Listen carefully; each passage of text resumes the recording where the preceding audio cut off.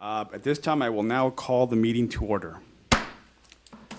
All matters noticed on this agenda in any category may be considered for action as listed. Any item not so noticed may not be considered.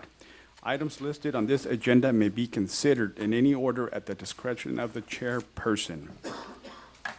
The mission of the Orange County Fair and Event Center is celebration of Orange County's communities, interests, agriculture, heritage, with results justifying resources expended. At this time, I'm going to ask our legal counsel, Josh, if you could lead us in the pledge, please. Everyone, please place your right hand over your heart. Say the Pledge of Allegiance with me.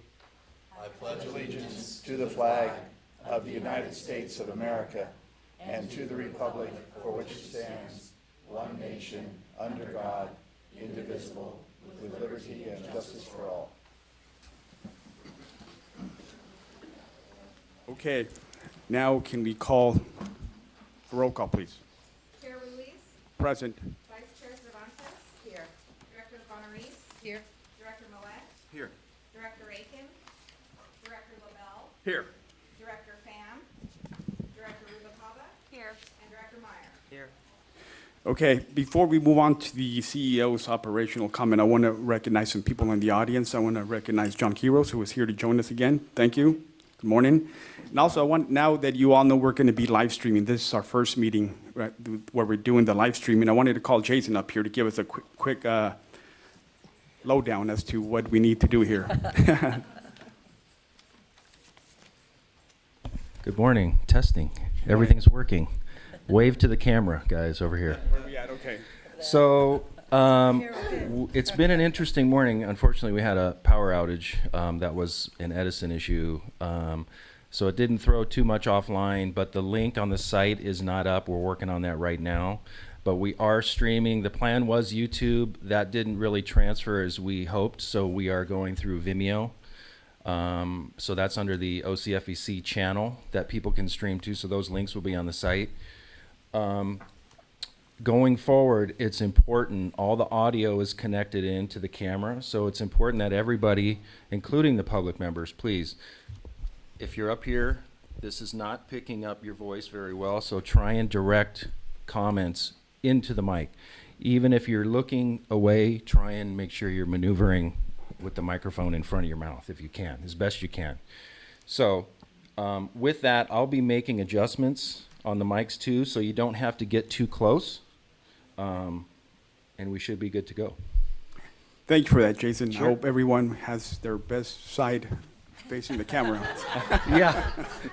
Everyone looks good so far. Thank you. Thank you. Any questions on anything, guys? Any questions from the board? Keep Okay. smiling. Keep smiling, everyone. Thank you, Jason.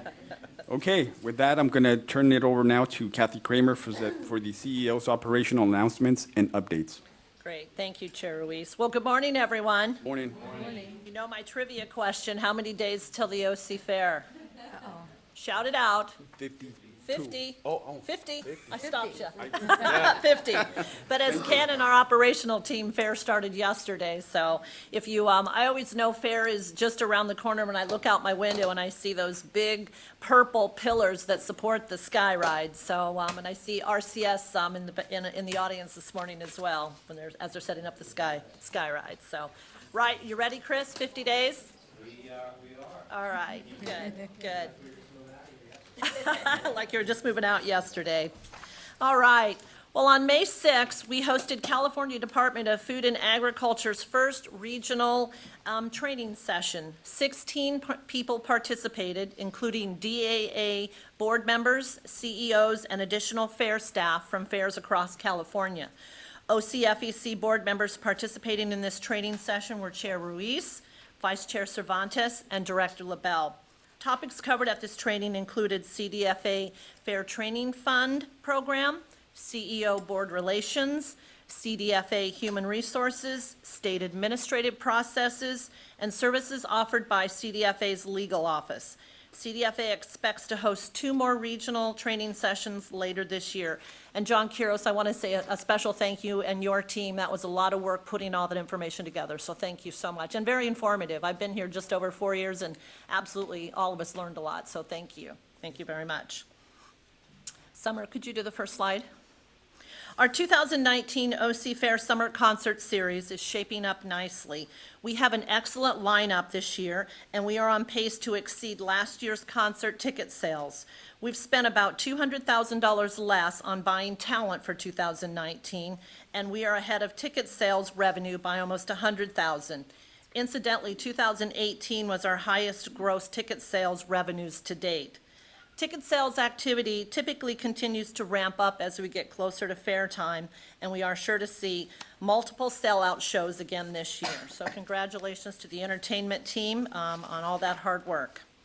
Centennial Farm continues to be a hub of ag education and activities this past month. We hosted 3 sold-out sessions of goat yoga on Saturday, May 18th. Looks like there was also some goat therapy going on as well. Maybe, my theory is, maybe we could forego the goat yoga and just schedule some goat playtime. I think I'd pay for that. We rolled out a new program, Afternoon Ag Ventures, to provide some additional farm tour dates with tours scheduled on May 17th, May 20th, and June 3rd. The program is modeled after Centennial Farm's Discovery Days program. People attending will be able to go on self-guided tours of the farm. The City of Costa Mesa recreation leaders will be on hand to help the staff, the farm, and answer questions to the public. This new program was created to expand our offerings to schools that have afternoon kindergarten or are not able to attend our regular junior farm tours. This was done without adding any additional staffing or operational cost, as existing staff and docents are providing these tours. Next one. How cute is that? We welcomed a new litter of piglets on Friday, May 17th. Looks like a few of them went through a paint can. They're a pretty colorful bunch. Don't forget that you can see them live by visiting our website under the Centennial Farm tab and visit our pig cam. Plans are continuing with Heroes Hall Veterans Foundation to host the Army's 244th birthday celebration at Heroes Hall on June 14th from 11 a.m. to 1 p.m. OCFEC is providing the venue, cake, and presentation equipment. Heroes Hall Veterans Foundation is providing boxed lunches for all attendees. The event is open to the public. Speaking of Heroes Hall, the Heroes Hall attendance for April was 1,530. That was a 57% increase over March. Staff has been working with Travel Costa Mesa to be part of an international travel writers visit to Costa Mesa. Over 50 international travel writers will visit Heroes Hall and Centennial Farm on June 2nd. This group is part of an international conference being held at the Anaheim Convention Center, where groups can pre-select area tours they are interested in visiting while in Southern California. These travel writers are looking for story ideas of unique things to see and do in our area, and I'm sure they'll have lots of stories after they tour both of those venues. 9 women leaders from OCFEC attended the annual Girl Scouts OC Voices for Girls breakfast on May 10th, where keynote speaker L. Song Richardson, Dean of the UCI School of Law, spoke on advancing diversity and gender equality in the workplace. So thank you, ladies, for representing OC at the Girl Scout breakfast. Chair Ruiz and I attended the quarterly City Fair Liaison meeting with City of Costa Mesa Mayor Foley and Councilman John Stevens and city staff. We provided 2019 OC Fair updates, talked about traffic and rideshare locations, and Mayor Foley requested a list of dates and events that could involve the city as well as the council, so we'll make sure we get that information to her. We also spent some time discussing details and planning for the upcoming July 3rd city celebration. Okay, you want to do the financials? Okay, I'm going to do the financials. For the month of April, we are favorable to budget by $200,000. Okay, will you do the next one, please? Looking at our performance for the past 4 months, we are ahead of budget and revenue by just over $300,000 and favorable to expenses by about $500,000. Some of this excess in expenses is timing for expenditures as staff is preparing for the fair. Year-to-date, we are ahead of budget by $834,000. Next slide. Cash and cash equivalents. Year over year to date, we have increased our cash position by $6.3 million. You can see that's a 14% increase. We continue to make budget management a priority across the organization. Variance reports are created monthly for staff review and used as a budget management tool.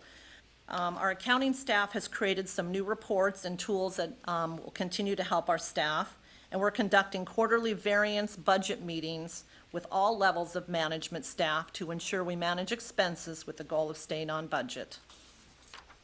Okay, thank you. At this time, I would turn it over to Ken Carnes, VP of Operations, to provide an operational update. I'm sorry, Chair Ruiz, did you have a No, question? no, go ahead, Okay. I'm sorry. Go ahead. Okay? Yeah. Yep, All right. good. Thanks, Kathy. Three quick updates this month. First, on our CAL FIRE inspections. The CAL FIRE inspections and the deficiencies for 2019 are 100% complete, and the report is posted on our website. We had 21 buildings and facilities with no deficiencies. In the Marketplace, Spectre Kitchen, and storage buildings, we had some minor deficiencies related to the use of extension cords, hot water tank bracing, cover plates and guards, some signage, extinguishers, and housekeeping. In the rest of our buildings and facilities all over the grounds, in its entirety, we only had 36 deficiencies. Again, some extension cord use, dry leaves, signage, covers, and extinguishers, but everything is 100% done. CFSA inspection, we've received our annual pre-fair inspection, and the inspectors are impressed and extremely complimentary towards our facilities and staff. They focus on trip hazards and have identified some of the same things we have identified and are budgeted for inside our CapEx budget. Many asphalt projects have already been completed. The team has created the to-do list and the game plan for the deficiencies noted, many of which are already completed. Inside of our security department, I'm going to talk a little bit about SCASA. SCASA is the Southern California Attraction Security Association, and we've been an active member for just over 10 years. SCASA is a group of venue security managers and professionals tasked with overseeing security operations for amusement and entertainment facilities who meet 2 to 3 times per year to discuss crime trends and patterns, operations, technology, staffing, training, and many other aspects related to providing safe and secure environment. Meetings are closed to non-members due to the sensitive nature of content and often include guest speakers and presentations from the intelligence and law enforcement communities, including U.S. Secret Service, FBI, the Treasury Department, and private tech solution providers. Representatives from 50-plus venues, including Del Mar Fair, Disneyland, Knott's Berry Farm, Legoland, Monterey Bay Aquarium, San Diego Padres, LA Zoo, San Diego Zoo, it goes on and on. Along with OCFEC, which is the Orange County Intelligent Assessment Center, InfraGard, which is the LA San Diego Intelligence Center, and JRIC, the Joint Regional Intelligence Center, and many other venues are longtime members. What does that all mean? What a preamble. Anyway, we have got the great fortune of being selected to host this summer's 2019 SCASA meeting during the annual fair. So tentatively planned for Wednesday, July 24th. In addition to the standard meeting agenda, the day will include presentations by OCFEC Securities Command staff, law enforcement, and intelligent community personnel, and will include a tour of the OC Fair during operating hours. SCASA members will be asked to analyze and openly provide feedback in regard to OCFEC security, law enforcement, and EMS operations, which will provide an invaluable analysis through the eyes of many to share our security operation and other venue counterparts and to obtain firsthand feedback from 50-plus industry subject matter experts as to where and how we can improve our operations. Thanks. All right, thank you, Ken. I'd now like to turn it over to Michelle I Richards. have a question. Oh, sorry. At that meeting in July, would it be possible for the chair and vice chair as our safety committee, subject to them being available to attend some or all of that session? We already have the chair and vice chair attending a pre-meeting with all of our first responders, so that meeting's been set up. As regards to the agenda for this, I'd have to ask the organizers, and I'm happy to do so. I understand it's, the Yeah. confidential nature of it, but Happy to ask. be good, thanks. Okay, all right.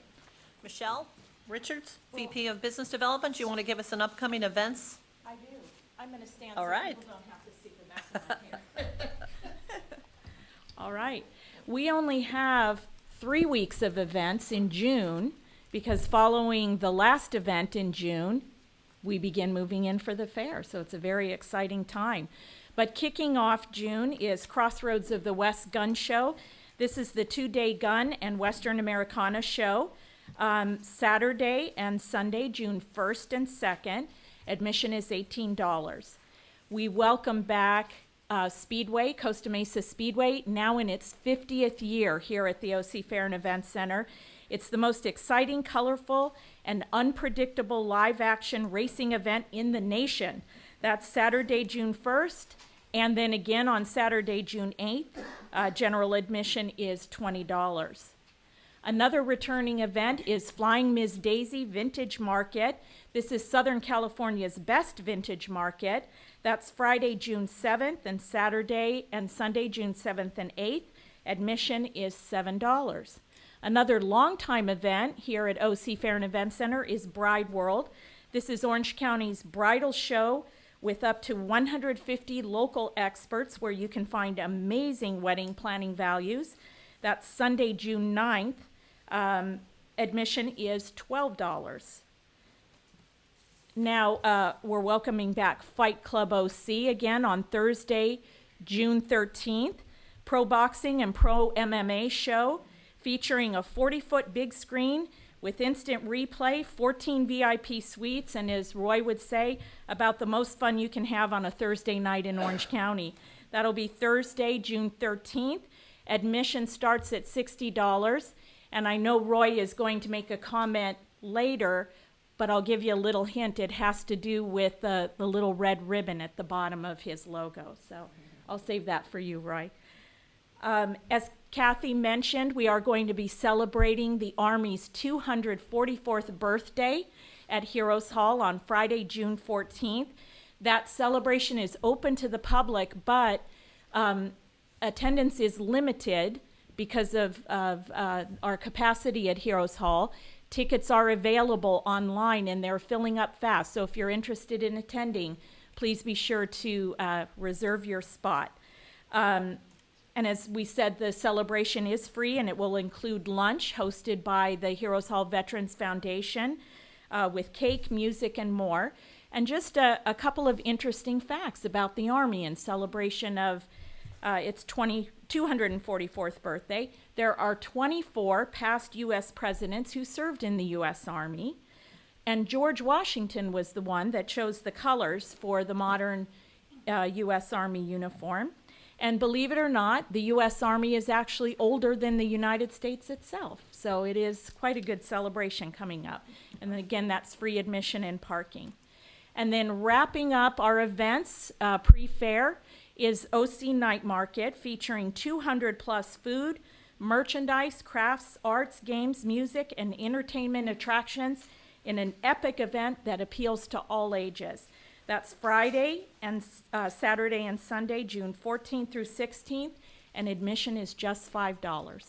Please don't forget about Centennial Farm, open free to the public Monday through Friday, 1 to 4, Saturday and Sunday from 9 to 4. Heroes Hall, also open free to the public Wednesday through Sunday, 11 to 5. The Orange County Marketplace takes place on Saturday and Sunday from 8 to 4. Everyone welcome.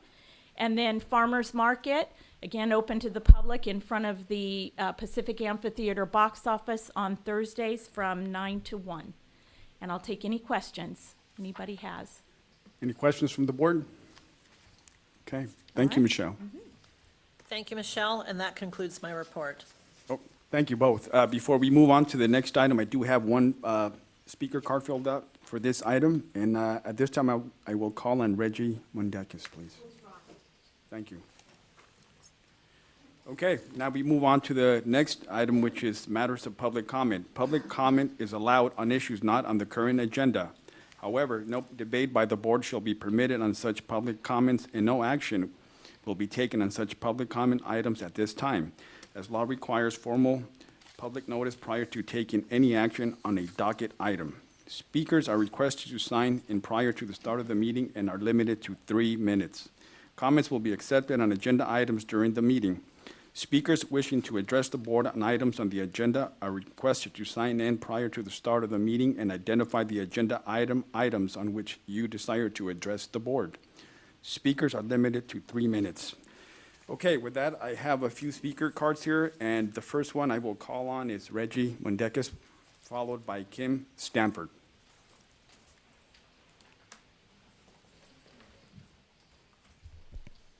Hi, good morning. I'm Reggie Mundekis, and I'm discussing public comment. I'd like to make a request that we move the board meetings to the evening. This is a public facility, and the board represents the residents of Orange County, and having meetings during the evening would facilitate public participation and give us better programming at the fairgrounds. In addition to that, I'd like to discuss the over $125,000 which has been spent on investigations of members of the board and staff since 2018. These investigations were initiated by CEO Kramer without any public discussion.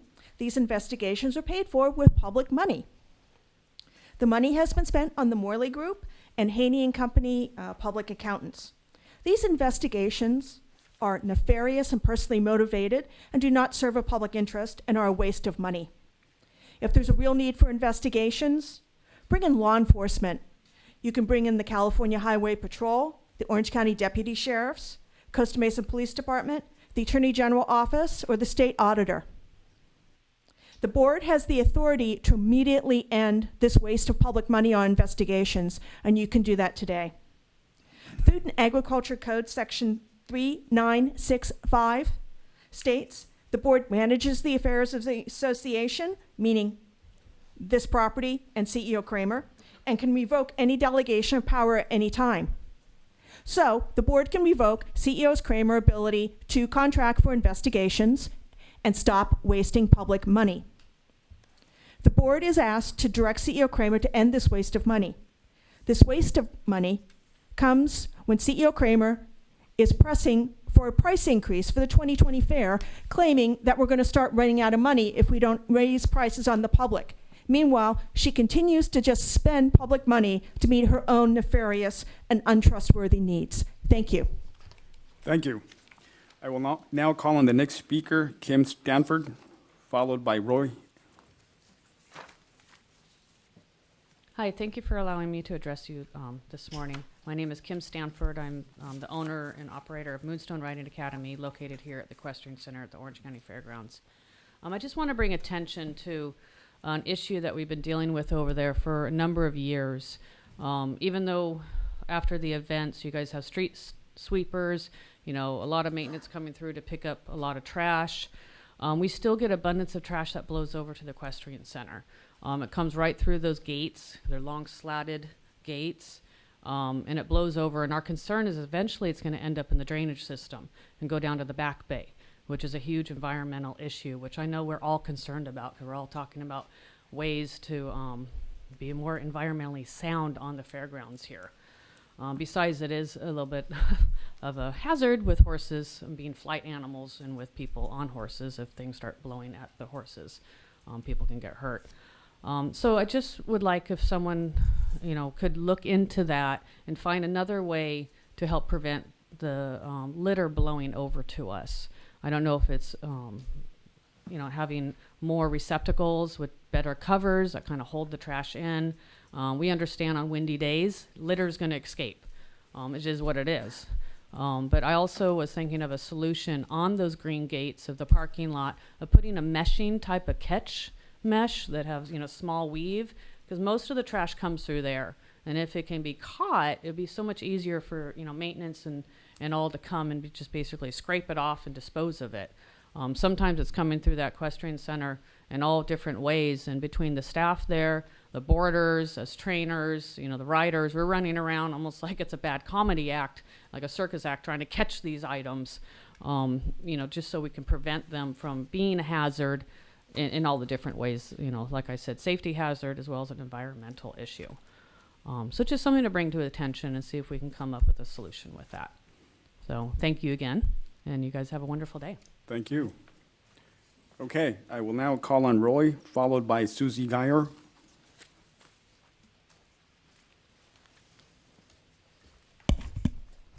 Roy Engelbrecht, fight promoter. 3 weeks from tonight will be our third Fight Club OC show of 2019. And what makes it special, as Michelle mentioned, it will be our 50th Fight Club OC show at the Hangar. Now, in the fight business, for any club promoter to do 50 shows is a rarity. To do 50 shows in one location is really a testament to what we try to do. This doesn't happen in a vacuum. We have to compliment the fight fans in Orange County and in the greater Southern California area for being at our shows, selling out our shows. All our suites are sold out. For my staff, my son Drew, who has been with me 11 years, and my ring announcer and my operations people, they get credit. But really the credit is my landlord, and that's the fair. And Kathy, it is fun to be able to stand here and compliment you and compliment the staff. And I'm glad some of them are here today. We could not do this. We could not do 50 shows in the Hangar on a Thursday night that's generated close to $1 million in gross revenue for the fair if it wasn't for the people here at the OC Fair. And I'm glad to see Jason, and from the event side, Howard and Jennifer and Justin and Jerry and Jason. And then in operations, Ray and Angel and Sal and Jose and Bill and Inspector Juan and his staff. They make the success of Fight Club OC. If you've not been there, it is, and not because I'm the promoter, but it's the most fun you can have on a Thursday night in Orange County, and we've proven it 50 times. So Kathy, to you and your staff, thank you very much. Thank you. Okay, I will now call on the next speaker, which is Susie Geyer. Geyer, did I get that right? Geyer, thank you. Pretty good. Good morning, everybody. I'm Susie Geyer. And I attended the OC Night Market, and I've never attended it before, and it was so much fun. There was so much diversity, so much great food. It was full of all kinds of people, friendly people. You know, there's community seating, sat down. My girlfriend and I met a lot of fun people. So that was really great. And I had a delicious ramen burger, which is the bun is ramen. It was very strange, but it was delicious. So that was really fun. And I thought, gosh, this is exactly the type of food options that would add some great diversity to the fair. So just, you know, throwing that out there. And there was a lot of other food options too. So that was great. However, what was not so much fun was, yes, the trash that blew through afterwards. So at the Equestrian Center, I'm one of the equestrian stakeholders. We are downwind from the entire property, so we do see a lot of trash. And we especially, because of the weather, saw a lot of trash after this event. But it really got the equestrians thinking, what a great opportunity for the fairgrounds to raise awareness and create a litter campaign. And, you know, we're always trying to take things that appear to be a challenge and turn it into a positive and a teachable moment. And I think this is one of those times. And to just sort of change gears a little bit, I wanted to also take a moment to thank all the people who dedicated 1 to 2 years of their lives 10 years ago to save this whole property, which is the reason why we're all even here today. I mean, this was supposed to be condos, and it's not. And, you know, I think like everyone who's alive today, we're all super busy people. I'm super busy. I've got a million things to do, and I was gonna flake out today and not come. And I was just like, you know what? That is lame. You know, people fought hard to save this place for everybody. And so you get your butt over there and make time. So I wanted to take a moment to just thank people like Teresa Sears and Reggie Mundicus and Lisa Sabo and the Teller family and Sandy Gibbons and everyone who really spent a lot of time and money to make sure that this place would be saved for all of us. And, you know, we should remember that and respect that. Thank you. Thank you. Okay, I don't have any more public speaker cards filled out. We will now move on to the next item, which is minutes. If all the directors had a chance to review the minutes, I'd like to entertain a motion to approve. So moved. Second. There's a motion and a second to approve. Roll call a vote. Chair Ruiz, Yes. Vice Chair Cervantes, Yes. Director Bonariz. Yes. Director Moet. Yes. Director LaBelle, Director Rubacava? Yes. And Wait. Director Meyer? Back up. Director LaBelle? I was being counseled on the mic here, I'm sorry. The answer is yes. Yes, for me too.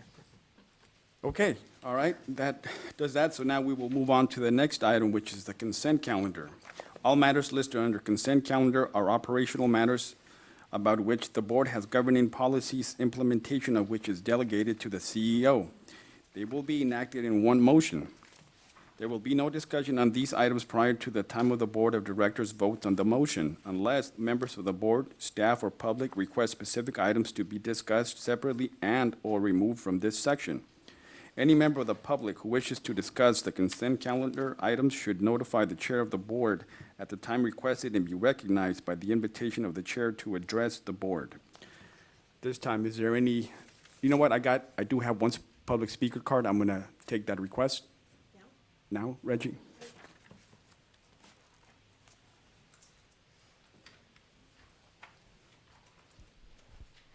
Hi, I'm Reggie Mundicus, and I'm speaking about consent calendar item.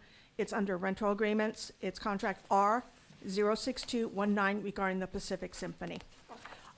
Recently, it's come to light, there's a great deal of confusion in the CEO's office with how the contracts with the Pacific Symphony are supposed to be administered. Apparently, the CEO is kind of confused and thinks that there's revenue sharing terms when there aren't any. So this particular contract does not contain any revenue sharing terms. This contract gives the Pacific Symphony over $19,000 of fees waived to use the Pacific Amphitheater, Plaza Pacifica Lobby, and the Park Plaza. That means that's $19,000 that we're not getting paid. Fees waived for the 3 Pacific Symphony concerts to be held this year will be over $40,000. Again, that's $40,000 that we're not getting paid. The fee waivers are in addition to $75,000 in cash that we are giving to the Pacific Symphony during 2019. So in 2019, the OC Fairgrounds will pay the Pacific Symphony about $115,000 to use the Pacific Amphitheater, Plaza Pacifica Lobby, and Park Plaza. So we are paying them to use our property. Okay, so this is backwards of the way rental contracts are supposed to work when you're attempting to make money. Okay, when you rent out a room or an event center for people to use, you need to rent it out so that you can recoup your costs and make some money. You're not supposed to be paying them to use your facilities. It doesn't work that way. And, you know, quite frankly, we're being overly generous to the Pacific Symphony, and we need to look at ways to better manage this relationship. And I would just like to reiterate again that there is no revenue sharing agreement. This is just something Kathy Kramer made up. Thank you. Thank you. I will now bring it back to the board. Do any of the directors want to pull any items? Michelle from the- has a Oh, contract Michelle, I'm to sorry, pull. go ahead. I'd like to pull the first item on the rental agreement section. It's agreement number R147-18. Okay. Any other items? Okay, at this time, I'll entertain a vote to approve the non-pulled items. Mr. Chair, I Yes. make that motion. There's a motion and a second. Roll call of the vote. Chair Ruiz? Yes. Vice Chair Cervantes? Yes. Director Bonarice? Yes. Director Moet? Yes. Director LaBelle? Yes. Director Rubacava? Yes. And Director Meyer? Yes. Thank you. Okay, now we go back to item R147-18. Michelle? Okay. This is a standard rental agreement for a private event that took place at Heroes Hall on July 24th of last year. Heroes Hall was rented out by the California Labor Federation. It was held on a Tuesday when the fair was dark. The event was fully paid for, fully insured. It was conducted with no issues, and the rental agreement was fully executed. However, we discovered a few weeks ago that this agreement never made it onto the consent calendar at that time for the board's review. It was due to an administrative error. Our staff handles thousands of electronic and hard copy documents on a regular basis. We're not perfect, but we're pretty darn excellent. However, the error occurred, and we wanted to bring it to the board's attention. We also want the board to know that a few months ago, we changed our tracking process for the consent calendar. And if that new process were in place back in July, this error would not have occurred. So we feel good moving forward. So given that, we're bringing the item back on the consent calendar for the board's review. Thank you. Any questions or comments from the board? No, I have no questions or comments. I move the acceptance of this. Motion in place. Is there a second? Second. Roll call a vote. Chair Ruiz, Yes. Vice Chair Cervantes, Yes. Director Bonarice. Yes. Director Moet, Yes. Director LaBelle, Yes. Director Rubicava, Yes. and Director Meyer. Yes. Thank you. Okay, now we move on to item 9A, which is the governance process. To ensure compliance with the Bagley-Kingnack committee reports are only for the purpose of the committee chair and ad hoc committee members or liaisons to provide a verbal update. Should the board want to discuss? Thank you. Committee work item not already on the agenda, those would need to be agendized for future board meetings. Okay, I do have some public speaker cards here, so I'm gonna call them up first, okay? And I'm gonna, I'm sorry, I thought we were gonna call them up after we've all addressed the yeah, issue. let's do that, okay, I agree. Okay, I will now go to the Heroes Hall Veterans Foundation Board. Director LaBelle or Vice Chair Cervantes, do you have anything to report? Yes, I have a few comments. Foundation President Berardino provided me with some information regarding some activities that have been underway. We are actively involved in preparing for the Veterans Day program on November 9th with staff and everyone else, so that's well in process. We are currently discussing another fundraising effort with an Italian American group, and we are also working with staff regarding the Million Thanks Foundation, the large card that's going to be prepared and hopefully signed by a million people. We are also in the process of interviewing a second individual for a grant effort, and the board will be, the foundation will be considering that at its next meeting.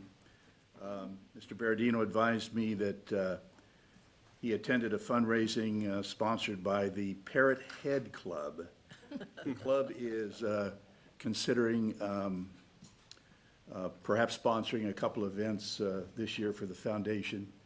I didn't ask Mr. Berardino if Jimmy Buffett was going to be there or not. But anyway, that would conclude our report unless Sandra has something additional.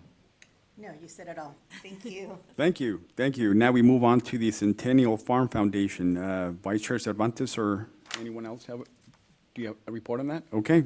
I can Yes, update. go ahead, Michelle. I was at the meeting last week for the foundation. The foundation presented a check to Centennial Farm for $20,000. That's part of their $45,000 contribution that's outlined in the MOU, the rest of it to come post-fair. They also updated us on the California Specialty Crop Block Grant that the foundation helped Centennial Farm win. That is expiring, and we'll be receiving the final check from that grant, which is a little over $20,000. The grant has provided a total of $194,000 for Centennial Farm since October of 2016, so it's been a very lucrative grant. The foundation is planning two upcoming fundraisers, one during the fair, a poker tournament at Baja Blues during one of the closed days of the fair, and then the staff is working on a 30th anniversary celebration, community celebration for Centennial Farm. Centennial Farm turns 30 this year, and the foundation is planning a fundraiser during that event as well. So. Great, thank you. Okay, the Financial Monitoring Committee, Director Pham obviously is not here. Director Moet, do you have anything?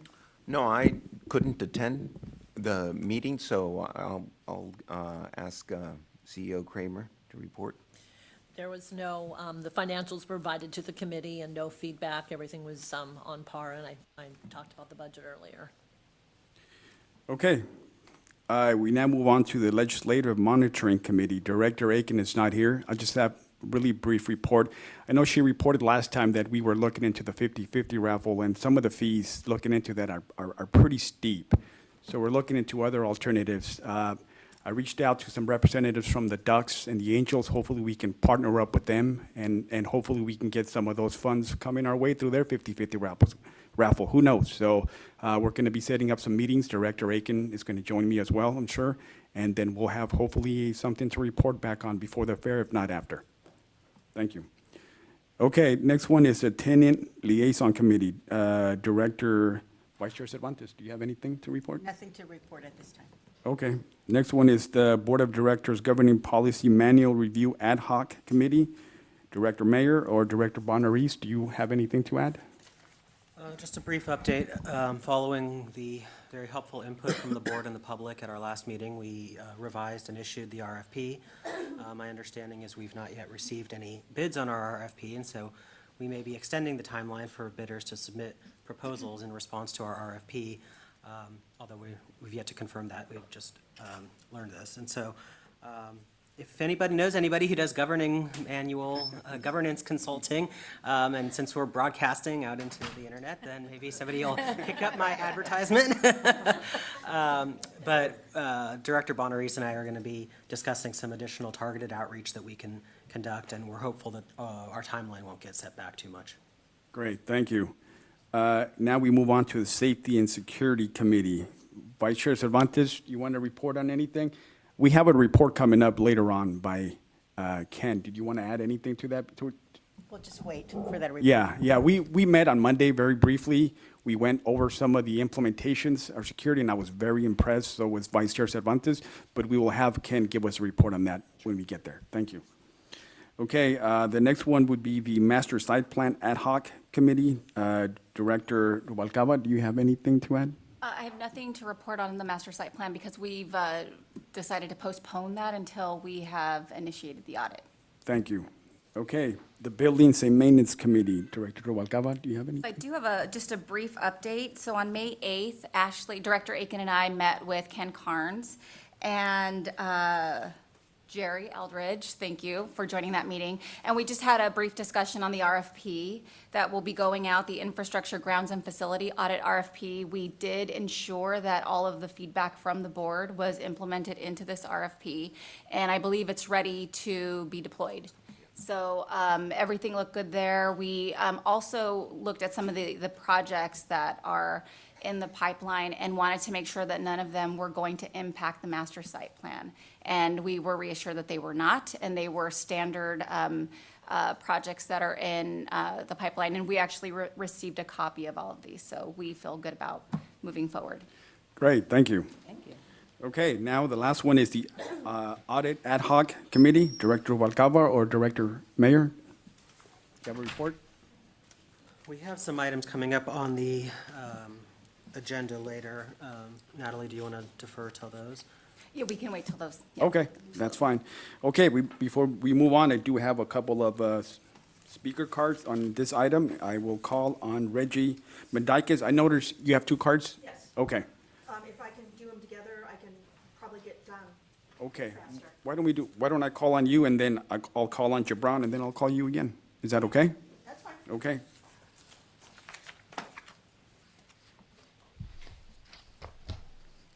Hi, I'm Reggie Mundicus, and I'm speaking to the item under 9A on the policy manual.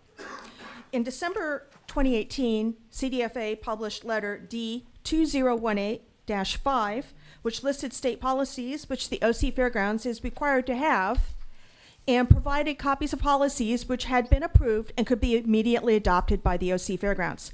These policies are controlled substances and alcohol, incompatible activities, nepotism, electronic mail management, sexual harassment prevention, non-discrimination complaint policy, pregnancy discrimination, reasonable accommodations, violence, threats of violence, hostility, and bullying, Public Records Act requests, Attorney General services, audit office, personal IT equipment usage, records management, telework, statement of economic interest Form 700, performance appraisal and individual development plan. It's not clear why these policies were not brought forward for adoption at the January 2019 board meeting. Adopting these pre-approved policies, which comply with state law and regulations, protects the OC Fairgrounds and the employees and saves money by reducing the amount of work that has to be done by the governance consultant. I request that these policies, published in CDFA letter D2018-5, be adopted at the June 2019 board meeting. And since we're having difficulty finding consultants, we can then make a list of other policies that CDFA wants us to have. And I attended the CDFA training, which I thought was wonderful. And there was a slide that listed the other policies that we need to have. And John Quiros can give you a list of those, and we can work on getting those done. And also CDFA can help you finding other DAAs who have adopted policies that work well and have been pre-approved. So you just need to do a little work to change the name to 32nd DAA and you're ready to go. So thank you. Thank you. Okay, I will now call on Brown Stout. Yes, it's Gibran, actually. But sorry. nobody gets it right. Good morning. Thank you for letting me speak to you today. I meant to be here earlier for public comment. I have a teenager. So Lisa Sabo apologizes she couldn't be here today. She has a competition. I just wanted to address, I know that there has been a little bit of drama this week at the Equestrian Center about the trash. I just wanted to let you know that we've been in communication with Jerry. He was very quick to respond. We're working on solutions. I do want you to know this is not a new problem. But I feel confident that with our renewed collaboration and communication, we're going to get it handled right away. And it's obviously a bigger problem when there's a lot of wind. But again, like I said, our increased collaboration and communication, I feel very confident that we can fix it and move forward and get that handled. So I just want to thank you. Great, thank you. Okay, Reggie?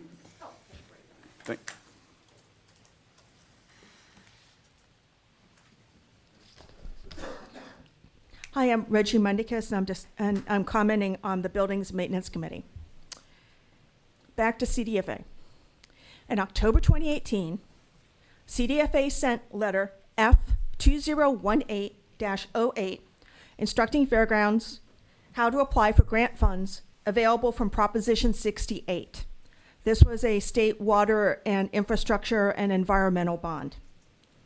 $18 million of that bond money has been allocated for facility improvements on fairgrounds. CDFA wants to use the money for infrastructure improvements, which improve facilities for use during emergencies, which in our case would be for use during fires, earthquakes, flood, San Onofre melting down, and other issues such as tsunamis. How to apply for Prop 68 grants was discussed at the 2018 Fall Managers Conference of the California Fairs Alliance, and Becky Bailey Finley was one of the presenters. Applying for Prop 68 funds has not been discussed at a board meeting, and we may have missed the deadline. So I got a question, why are we passing up grant money? And I request that applying for Prop 68 grant funds be put on the agenda for the June 2019 board meeting. The money, from what I learned at the training, and Mr. Quiros, correct me if I get this wrong, the plan is to take the $18 million of money, give it out over 3 years with the priorities to infrastructure projects that improve emergency readiness. So we may have missed our money for 2019, but we may have opportunities to apply for money in the future. And we should be doing that. And we can also get the services of California Construction Authority in assisting us in prioritizing projects which can be used for infrastructure readiness. Thank you. Thank you. Okay, there are no more speakers under that item. We will now go to item 9B, and I will turn that over to Michelle Richards, VP of Business Development. Yes. So this is an annual item that we bring before the board. The current MOUs that we have between OC Fair and Event Center and the Centennial Farm Foundation and Heroes Hall Veterans Foundation states that the district, at its sole discretion, may provide to each active foundation board member one complimentary pass to the district's annual county fair, which pass may include an F-lot parking hang tag. The type and quantity of additional complimentary passes will be assessed by the district on an annual basis and shall comply with California law and the district's ticket distribution policy. So just some background. For the 2018 OC Fair, the Board of Directors, the Fair Board of Directors, approved 50 adult general admission passes for $1 each, plus the F-lot parking pass and the annual pass for the board members. So in other words, each board member could, they would receive an annual pass, receive a hang tag for Lot F parking, and then be able to purchase an additional 50 general admission tickets for $1. That was approved for the Heroes Hall Veterans Foundation because at the time, we did not have an MOU in place for the Centennial Farm Foundation, which, as we know, we do now. So we put the item before the board for discussion about what you would like to do in terms of those tickets and parking for foundation board members this year.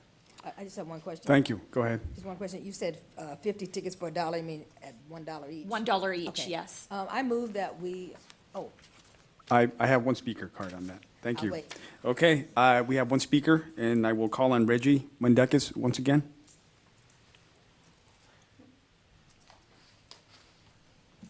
Hi, I'm Reggie Mundicus, and I'm discussing the ticket allocations to the Heroes Hall Veterans Foundation and Centennial Farm Foundation. In the MOUs for these groups, the groups are not allowed to use 88 Fair Drive as their business address because there may be times at which this is not appropriate. So this morning, I pulled down the Centennial Farm Foundation information from the official OC Fairgrounds website, and the contact information says, for Centennial Farm Foundation, says Centennial Farm Foundation, care of OC Fair and Event Center, 88 Fair Drive, Costa Mesa, California, 92626, and then gives a phone number of 714-708-1618, which is an OC Fairgrounds phone number. So I'm going to hand this paperwork to Mr. Kaplan, the Deputy Attorney General, because this is a violation of the MOU, and I request that this violation of the MOU be cured, and then the ticket allocation for Centennial Farm Foundation be brought back at the June 2019 board meeting, along with proof of the cure, and that they're in compliance with the MOU regarding use of address. Thank you. Thank you. Okay, I will now bring it back to the board. Questions or comments? I was going to move that we make the allocation to both the Heroes Hall Foundation and Centennial Farm per the MOU agreement. There's a motion on the floor. Is there a second? I second. There's a motion and a second. Roll call the vote. Chair Ruiz, Yes? Vice Chair Cervantes, Yes. Director Bonarice, Yes. Director Moet, Yes. Director LaBelle, Yes. Director Rubacava, Yes. and Director Meyer. Yes. Thank you. Okay, now we will move on to item 9C, and I will call again on Michelle Richards, VP of Business Development. Yes.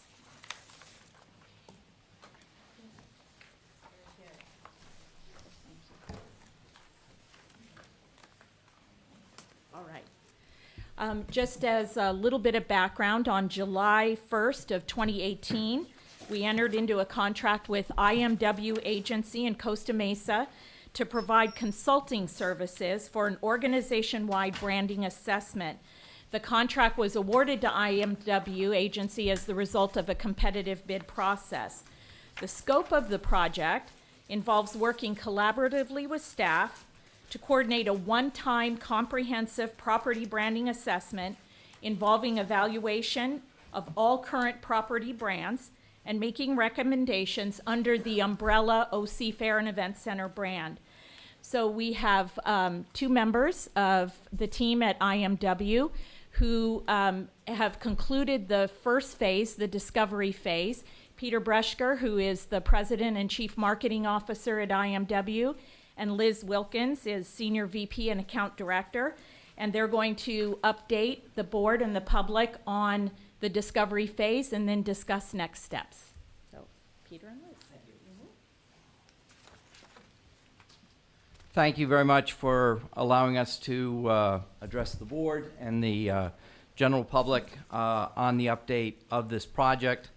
We're delighted and excited at the opportunity to do so. At the request of the Orange County Fair and Event Center, IMW did conduct Phase 1 qualitative brand assessment research in the time frame from October to February of this year. And during that time frame, we looked at the family of brands, which include not only the OC Fair and Event Center, but also those brands relating to Heroes Hall, Centennial Farm, Pacific Amphitheater, and Imaginology, which of course is slightly different because it's more of an event than a venue, but still a well-known brand of the fair. The assessment is intended to lead us to one of the following determinations. One, no need to change the current Orange County Fair and Event Center brand or positioning. Two, slight modifications recommended to better communicate Orange County Fair and Event Center's offering to its publics and to its stakeholders. Or three, changes on a larger scale needed to create better awareness and understanding of the OC Fair and Event Center. In finishing this Phase 1 discovery project, which was a qualitative opinion research, and it was done through data gathered through interviews with internal and external audiences. Our methodology was upon using an approved list of questions. We engaged in 13 different groups, which included over 120 different unique interviews to better understand the current perceptions about Orange County Fair and Event Center, and as you will, the persona that it represents in the minds of the stakeholders. The discussions were held on the property as a whole, as well as in-depth studies about each of the separate venues and what they mean to the different people. We added on top of that a public survey. It was an online survey that allowed the community at large to be able to give us their feedback. From that, we received another 33 responses to the group. So we feel that the cell size, the sample size for the overall project was achieved, and that we have a valid set of data points to move forward from. It will come, I think, as no surprise that every single group cited the versatility, location, and accessibility of the area as a top and leading asset. We also repeatedly heard about how the OCFEC, and I have to be very careful as a researcher that I don't use names, because names, other descriptions of the fair, of the area change things. So I'm always going to refer back to Orange County Fair and Event Center. That it is safe and is very family oriented. That was a universal comment across the board that was very strong and powerful to come through. The community nature of Orange County Fair and Event Center is considered one of its most special attributes. A common quote that was always brought up: it brings the community together and connects with people of all ages. How wonderful for any center to be able to do that. Some community members shared concerns about the increased number and scale of events, commenting on how the traffic and the parking issues are impacting the immediate neighborhoods. And that was not only just during the fair times, but also during some of the other events. Finally, while the Equestrian Center does not currently have its own logo branding, there was a robust discussion about the venue at several meetings. Many would like to increase the Equestrian Center's visibility through branding and expanded content and integration, understanding its offering. some of our observations coming out of this. First of all, the Orange County Fair and Event Center brand is resonating very well with the communities, employees, visitors, and event promoters, as evidenced by the increased number of events held at the property and the strong attendance records. I think this goes back to the comments that we heard in the early part. The orange graphic in the logo is a great identifiable icon that is strongly associated with the OC Fair and Fairgrounds in an extremely positive way. I would almost say it's beloved, would be one of the ways I would get there. However, the event center part of the logo does not adequately reflect the community spirit of the property, yet it does speak to the needs and interests of the event planners and promotion. So we have a dichotomy in there about the second half of the descriptor, if you will. So IMW is recommending that we are going to explore new words and names that might better convey the community focus and educational nature of the brand. That's a huge piece of what you do. There's a large piece of what we heard was people loving to come here to learn about more events, about more topics, and about our core messaging that we have. In addition, we're exploring a tagline to further strengthen the brand's position as a fun, educational place for the community to gather and to explore diverse interests. I think just like we heard talking about the OC Food Night, the diversity that the events bring to us here at the area. The individual venues and their brands on the property are also resonating extremely well. Each is fulfilling a different aspect of the Orange County Fair and Event Center's mission, and it is offering enjoyable, memorable experiences for visitors of all ages.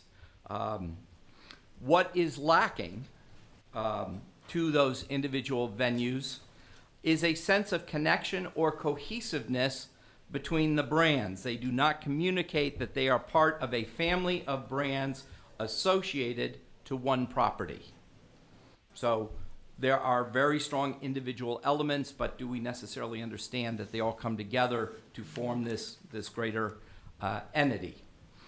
As a part of the creative process, there will be an opportunity to refresh and refine the logos that did not rate as strongly on our online survey as we might have liked. Although the overall research was done in a qualitative fashion, the online survey did give us some quantitative rankings of the strength of logos, and that was an interesting direction by itself. I also want to come back up to say that IMW is also recommending a shared element or message that can be incorporated into each brand's logo to show a sense of connection between them and the overall event center area. And importantly, to reinforce that they are all part of a broader community location and experience. So those are coming out of there. IMW is also recommending creating an approved logo for the Equestrian Center. It is a very large piece of the fairgrounds, and it is very under-identified in what it has to offer people. So what we are going to do based on this input that we've had the ability to review and to analyze is that we're about to move into a phase 2 creative exploratory phase upon the approval of the assessment report with 5 key directives here. Explore new naming options as an alternative to Event Center. Again, that is an exploration. Develop tagline to reinforce the community educational spirit of the property. So we have a common tagline that helps people reinforce what our base values are. Explored a shared element message that can be used by all brands. Is it possible to take some of the different brand and logos that we have here and to find a common element that may in fact tie them all back to the one property? Refresh the Centennial Farm and Imaginology designs. The Centennial Farm has many different looks to it, so we're going to see if we can't find one unifying look. And the Imaginology, it is a very creative logo that makes something that a lot of people have opinions on. So we will be taking a look at that. And then also within the grouping, explore and create a logo that would be used for the Equestrian Center. In the end, looking at what were our first set of initial directives, we believe we're going to wind up at our second outcome option, which is simply slight modifications recommended to better communicate the Orange County Fair and Event Center's offerings. That concludes our summary of the report. Are there any questions? Any questions or comments from the board? I have a question.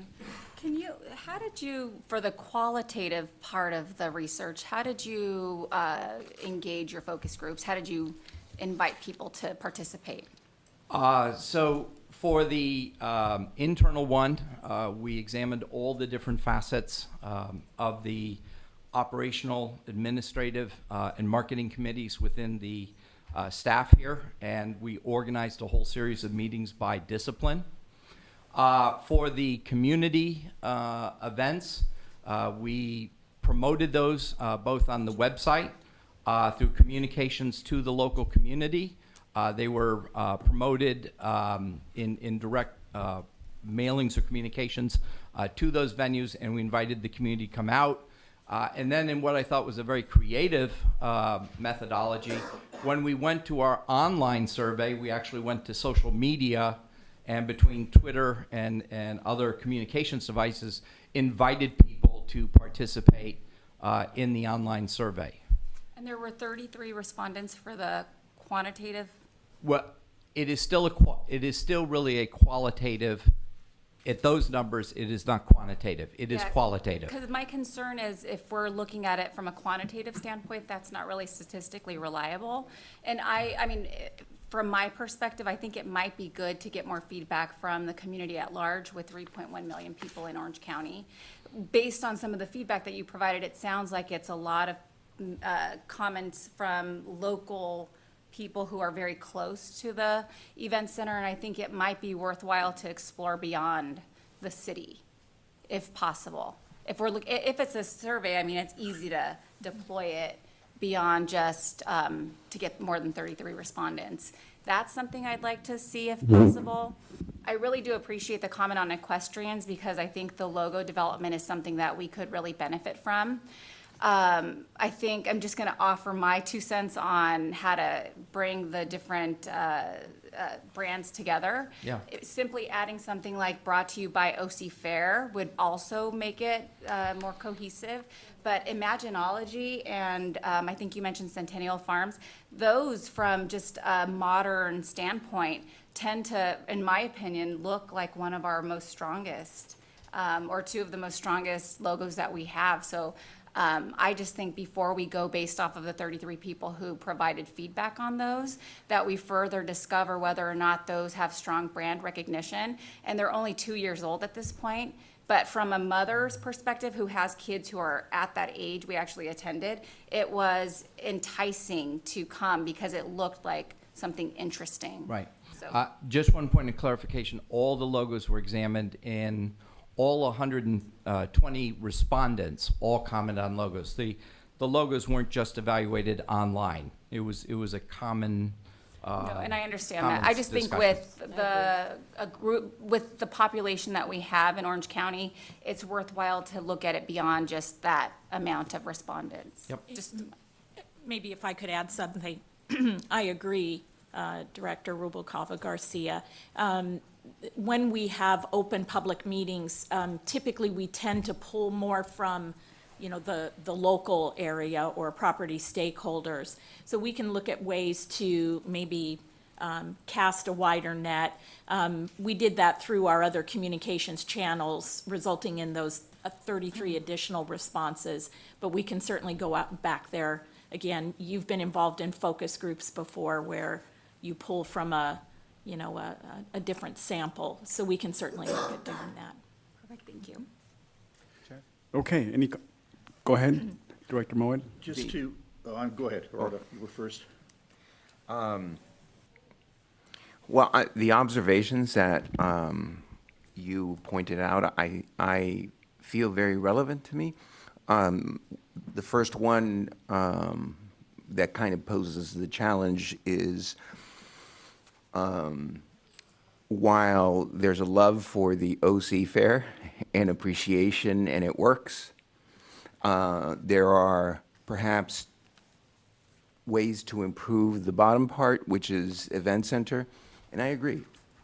I do believe that can confuse with regards to messaging with what happens and what people have experienced in these acres of a special place for fun that is programmed throughout the year. You mentioned in some of your comments the word fun a lot, and connection. So fun and connection are two things that seem like themes with regards to trying to, in the next phase of this exploration, being guiding lights. Because as my colleague here mentioned, over 3 million people. And so the challenge is how to message to all the population in the county, this is a special place for fun, for connecting everyone in these 34 very diverse cities and unincorporated part of the county. So it's a fun project. It's a fun, creative challenge. And I think after how many years? 127 years of 128 years. I think it's time to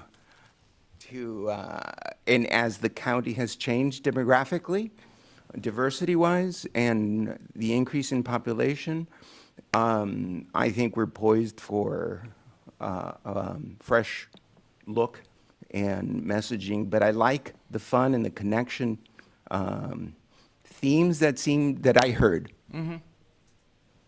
Okay, Director LaBelle.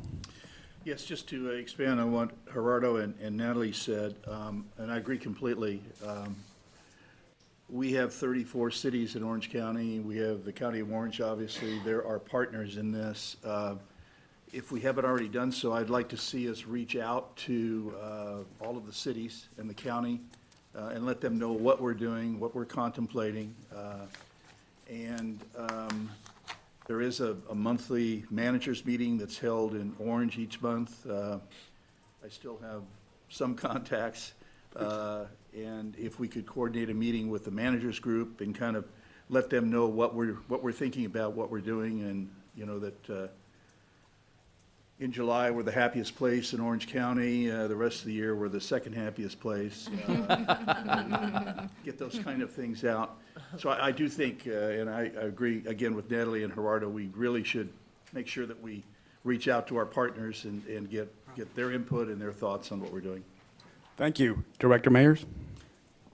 I agree with all of those comments, and I think that for me, why we may need more than slight modifications is for those reasons. It's a comment I've shared with our CEO as well, is that to me the phrase event center tends to connote a commercial purpose. And what I think we should really consider as we're going through this process is our mission statement and what our purpose here is to serve. And that's to express to everyone we're a public agency. These are government grounds owned by the state of California. And for me personally, the event center part of it just tends to detract from that. And I understand that we have to make sure that, you know, the folks who come here to use the property for events and which generate important revenue for the property, we need them to be able to find us.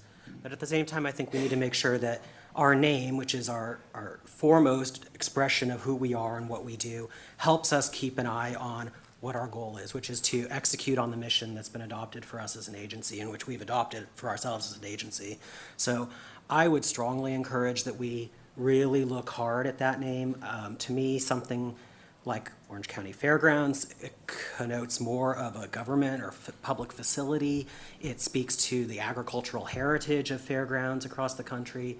I also very much agree with Natalie and the recommendation that the Equestrian Center be incorporated into the brand through a logo. I think that's important, not just so that these stakeholders feel included, but also because equestrian use of the property seems to go so much in line with what our very purpose for being here is. And so those are just thoughts for you to consider, and I think maybe incorporating additional feedback from the public may also get it there. But I think that that's also a very important role for each of us as board members to play in a project like this, is that we are the public voice in making these decisions, and I really would encourage us to think about this in the view of our mission. Thank you. Director Bonariz? Yes, you know, I'm thinking about how we're expanding the Equestrian Center into what we do. And my comment would be, it's probably time for us to bring the Equestrian Center back in-house so that we can really manage it. Right now, other people manage what happens on that property. That's not our job. And I'd like to see it be brought in-house.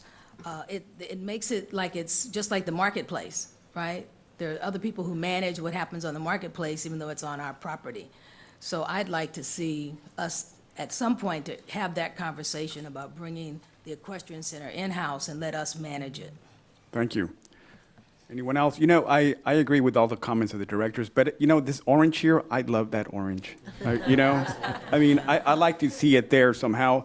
The reason I say that, you know, the local union that I represent, we represent all of Orange County, and we're broken down in jurisdiction. That's how we are here in throughout California and the country. I created this logo 13 years ago, and it has an orange that represents my local union. So if we can keep that orange somehow, that would be great. Here. Okay, any other comments or questions from the board? Okay. Mr. Chairman, I'd just like to say thank you very much for that comment. I do believe the orange may have approached iconic status. Nice, thank you. Thank you. Okay, it's an action item. Do we need to? This is an action item, It is Council? an action item to, there's a card, yeah. This is 9C. Item only, I believe. No? 9C, I don't have a card on 9C. I have 9D, 9E, F, G. So there's one, got on top of it, sorry. My apologies, they were underneath the other cards. Before they speak, we have an action, I thought this was in for just. This is an giving action us a item, date. yes. So we have to vote on their Direction. presentation, or? Well, someone needs to make a motion, but we're looking for approval of the report for Phase 1, and then approval to move on to Phase 2, given the input that Feedback. we Okay, received. Yeah. got it, okay. As long as Phase 2 can redo what was happening in Phase 1 to get the broader comments? I see, because I don't know that I agree with slight modifications, frankly. I don't know that that's really the direction I think we need to go. So is that the decision we're making right now, or? I think it's up to the board to make the motion, and you can certainly include that. We've made note of that. But you know, it depends on what you want the motion to be at this point. Okay, got it. Okay, before we get there, I want to call up the public speakers first. And I will call on Reggie Mendakis. Thank you, followed by Beth Rafakis.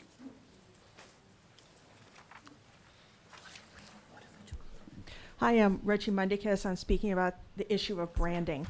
So I like the idea that we're moving towards a family of brands which expresses a community-centered concept.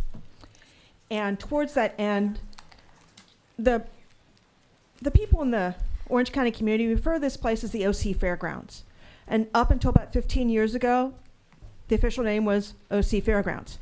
And the good thing about going back to that name is it lets you include the wide and somewhat unusual collection of activities within one umbrella brand called the OC Fairgrounds, and it works. So for instance, you can have the Pacific Amphitheater at the OC Fairgrounds, the Equestrian Center at the OC Fairgrounds. And then what you can do, because events are such an important part of our business, is brand the event buildings as something like the Pacific Event Center And then that becomes the Pacific Event Center at the OC Fairgrounds. And then that brand name for the event buildings, which are the Hangar, Costa Mesa Building, Los Alamitos, Huntington Beach, and Anaheim buildings, becomes its own separate brand with its own separate marketing collateral. And they can, you know, and the marketing people and the salespeople can work with that brand. Meanwhile, we have the equestrian brand, the Centennial Farm brand, the Pacific Amphitheater brand, and the other groups like Imaginology and the annual fair that all fit under that umbrella. And that can be a very healthy and easy to execute concept where it's easy to build brand cohesion and will make sense to consumers. So I'd like to thank you for your work on this and just some ideas to think about. Thanks. Thank you. I will now call on Beth Rafakis, please. Thank you for letting me speak on this item. I agree with a lot of the comments of the previous speaker, but we need to keep the orange because that basically says who we are. We are Orange County, okay?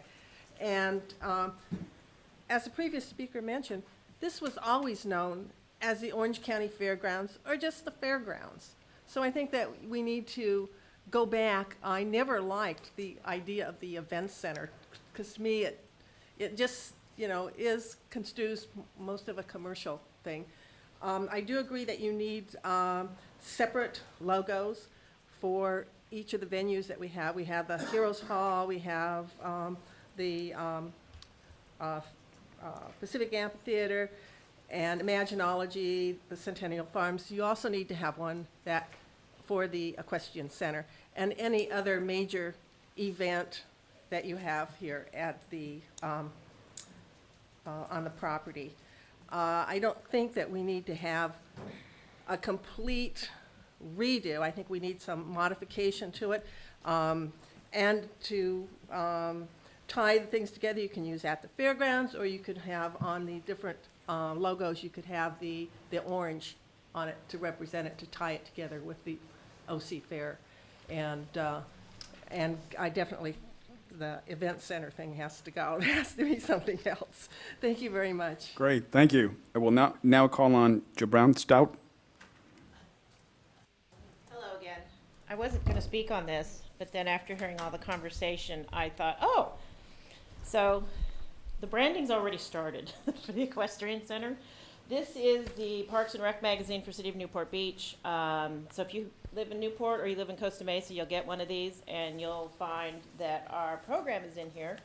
But when you look at it, you will see, oh, it's at the OC Fairgrounds Equestrian Center. So since we obviously have to identify where we're at, you might want to know that the branding has already started for the Equestrian Center, and I just didn't know what else to call it. So, I mean, that just best describes what it is, where we are. So, just want to let you know the branding's kind of already started. I hope that's okay. Great. Thank you very much. Thank you. And you know what? Thank you for having it here, because it really is a wonderful, it's not the best place to keep horses. It's not the most ideal, but it's an opportunity for us to expose this to city kids, you know? And I could happily move to Oregon, but I would be unable to reach kids who live in a city who can't touch a horse. So, thank you. And I really encourage this. Thank you for your comments as well. Okay, now I bring it back to the Board of Directors, since this is an action item. Robert, can I recommend that we, and I can make this as a motion, table this and ask the team to go back and incorporate the feedback that we've provided, and I don't know that we're ready to take action Okay, today. there's a motion to table. I second that motion. There's a motion to table and a second. Roll call a vote. Chair Ruiz? Yes. Vice Chair Cervantes? Yes. Director Bonarese? Yes. Director Moet? Yes. Director LaBelle? Yes. Director Rubicava? Yes. And Director Meyer? Yes. Thank you. Okay, now we move on to item 9D, and I will turn that over to Ken Carnes, VP of Operations. Thank you. This is an update on our 2019 security, safety, and traffic initiatives.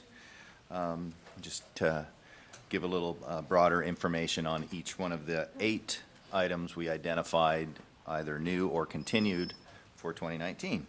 So item 1, continuing our education and training for our key security staff, enrolling in AVSS, that's the Academy for Venue safety and security training through IAVM, International Association of Venue Management. We are continuing our certification and card training for our staff. This year, sending key folks to the InfraGuard, which I mentioned earlier in my report, to the active shooter and workplace prevention training, workplace violence prevention training. Continuing with our emergency preparedness, CPR and AED training, and then our involvement in maintenance mania and the safety training that happens there. Item 2, the addition of our full-time security supervisor, and we're well on our way. Hire our full-time security supervisor. That department is 24/7, 365, and we've identified the need for that consistent and direct supervision. We have put that job out on the street. It was robustly, we got a great deal of resumes returned, and we're happy, and we think we're going to have someone onboarded pretty fair. Our vehicle safety barrier acquisition and installation. We've have acquired a second mobile vehicle barrier for Gate 5. We gave the committee a demonstration of the one we already have, and a second one is coming for this year's fair. And also identifying areas for safety bollards to be installed in key locations around the property. And again, we shared with the committee and showed us some of the new hydraulic ones we have just installed here at the campground gate. When we develop our off-site parking and site storage, we have to also look at the safety and security of that for those using those areas. So when we have new areas, we've got to look at security measures, lighting, staffing, access, controls, things of that nature. For on-site, cart safety training and path of travel as the fairgrounds change, and most significantly with the Arlington Street Trail and bioswale, some changes there. So we're evaluating our existing on and off-site cart paths of travel and all the safety-related concerns. Number 6, our departmental seasoning hiring process. Again, it's one of our largest departments in safety and security, so we wanted to review and improve our hiring process, so we evaluated that, and then reviewing our timelines and adjusting as needed in order to be successful. Our involvement in industry and trade groups and associations, and then our contributions to them. So it goes both ways. I already spoke about SCAZA. But our involvement in the Western Fairs Association in the development and presenting a course on a guest mindset from a security perspective, that's that we're doing. And then our involvement in AIMS, which is the Amusement Industry Manufacturing Supplies Safety Seminar, and the development of 9 courses that's being done by our staff to give back to the industry. And lastly, the OC Fair and the Costa Mesa Police Department partnering in our parking lot and street safety training. So Costa Mesa Police Department motor officer team is going to present a course and a class to our security, traffic, and parking staff and members prior to the annual fair. And we'll continue to do that same program for our year-round staff, and we're going to cover awareness, best practices, traffic control techniques, communication, PPE. And that's a new initiative, and the Costa Mesa PD has been very supportive. And that concludes that information item. Happy to answer any questions. Thank you. Any questions or comments from the board before we go to public comments? I just wanted to say, I can't say how proud I am to say that we're probably one of the safest fairs out there, especially with what we're implementing here on this upcoming fair. But I wanted to throw this out there. Maybe next year we could possibly look at having a clear bag policy. I noticed a lot of events have that now. I'm a Ram season ticket holder, and every week I go to that. And so it does speed up the process of the line moving a lot faster. Instead of having to inspect a bag, going through the bag, you can just look at it and just move that person right on through. Something to think about, maybe we can look into that next year. Okay? I wanted to personally thank Ken and Nick for their great work. Thank you. Okay.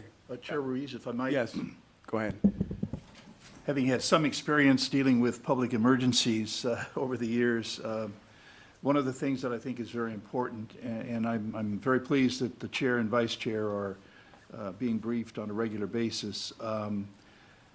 We don't know what's going to happen tomorrow on anything, and I think we should look at making sure that there is a mechanism in place that individual board members can be briefed one-on-one before they hear it, news at 11 sort of thing. Instances come up that occur, on a daily basis, and if there's some way that board members can be just given a quick heads up, call Barbara, call Andreas, call Sandra, Natalie, so on and so forth, and just give them a 5-minute update. This is something that you might hear about on the news at 11. So I'd like to throw that into the process. Okay, great. Anyone else, comments or questions before I go to public? I actually do, just a reaction. I think that's such a great thought. And being a new board member, I'm not actually familiar with what the process is for communicating in real time about any security or safety issues that come up in the course of the fair. Can you Let expand on Ken that? speak to that. So we do have a communication phone tree as part of our emergency plan. 90% of the time, we'll get communicated through from someone in security that there's an issue. If it rises to the level of an emergency, that phone tree is initiated. We all have our roles and responsibilities. Kathy's role and responsibility in that is to reach out to the chair and vice chair, and then that direction, depending on what it is, to then communicate to the rest of the board. So we have that in place in our communication phone tree. And I believe last year. Yes. Yep. We had emergency and we sent out a one-way communication to the board Yes, to let you that know is what had true. happened. So that we I don't think violate it's- Bagley King. It's definitely a good point, and that's the issue, exactly. I mean, so the phone tree can't keep going from them to them and then on to us, Yeah. because that would violate Bagley Keene. But I think it is important that all of us, I mean, this is something, a top issue for every board member, and I think we should definitely make sure we have, not just about critical bomb threat information, but I mean, like if there, just kind of a update periodically through the fair, that information would be very welcome. Absolutely. Okay, I will now go to public speaker comments, and I will call on Joe Brown Stout. You want to, okay, all right. Okay, that's going to be it for that item. We will now move to item 9E, and I will turn that over to CEO Kathy Kramer. Thank you, Chair Ruiz. At the April Board of Directors meeting, staff was directed to bring back the final year contract amendment for the entertainment booking services for Lisa Sexton for approval. The last option year would commence on January 1st, 2020, and expire on December 31st, 2020. The not-to-exceed contract amount for this period is $221,122, which includes the flat rate of $185,122 for 23 shows during the 2020 concert series and up to 12 additional shows at $3,000 shows for an amount not to exceed $36,000. The board also requested staff to provide a report in October or November summarizing sales in the Pacific Amphitheater. Staff will bring back a report that includes a review of 17, 18, and 19, showing ticket sales, merchandise sales, food and beverage information, and other relevant information. We want to ensure the continuity of our service. Staff will begin working on a new request for proposal to be released in the second quarter of 2020. This will give us time for the RFP to come for the full board for review in advance of it being posted, and also provide time for transition if a new contractor is awarded the bid.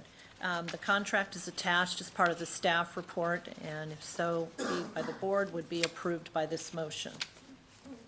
Okay, before I go to the board, I'm going to call on the public comments, and I will call on Reggie. Withdrawn, okay. Turn it back to the board of directors. Chair Ruiz, if I might. First of all, thank you, Kathy and staff. That's an excellent report, and you summarized very well what we discussed at the last meeting. I am in complete concurrence of that with one minor modification. I would like to see us, if at all possible, bring the process back to the board in the first quarter of next year rather than in the second quarter to to allow as much time as we can to go through the review process prior to the end of the contract. All right. Okay, Can do that. is that in the form of a motion, Director LaBelle? Second. There's a motion and a second. Roll call vote?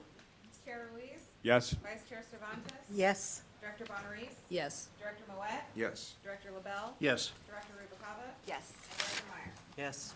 Great, thank you. Okay, now we move on to the next item, item 9F, and I will turn that over to Director Meyer for this. Thank you. So for those of you who are not aware, yesterday was Harvey Milk Day. Harvey Milk Day is a state-recognized holiday here in California, and it recognizes the contributions of one of the very first openly LGBTQ people to be elected to a public office, and also who served as one of those early pioneers in the LGBTQ civil rights movement. Many municipalities around Orange County have been recognizing this day as an opportunity to declare Pride Month, which is historically held in June. It's held in June to commemorate the Stonewall riots, which were 50 years ago next month. And so I wanted to bring forward this proposed resolution for the board to consider to really allow us to take this opportunity to recognize Harvey Milk Day, the history of the LGBTQ community, and to make a very visible expression to all members of the community that they're welcome on this property. We want them here during the fair. We want them here in these meetings if they would like to attend, and really that there should never be any concern that they are unwelcome here. And so the proclamation I drafted, just for you all to consider, is for us to declare June as officially LGBTQ Pride Month at the Orange County Fair and Events Center, and also that we direct that the rainbow flag be flown year-round on this property as a message of inclusion to all communities. Great, thank you. Before I get comments from the board, I'd like to call up the first public speaker on this item, which is Reggie Mendakis.